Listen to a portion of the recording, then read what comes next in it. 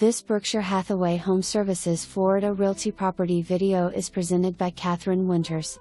This cute cottage is a hop, skip and a jump to Port Salerno's restaurants and the Owen K Murphy Memorial Boat Ramp.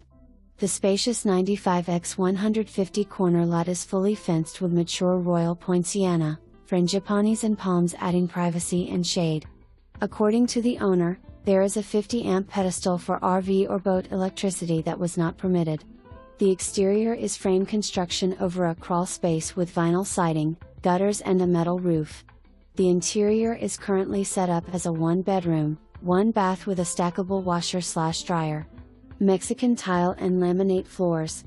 Central air conditioner in place and currently working. City water in place. Public sewer is expected in 2024.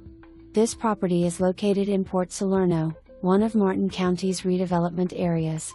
Visit martin.fl.us/CRA for information.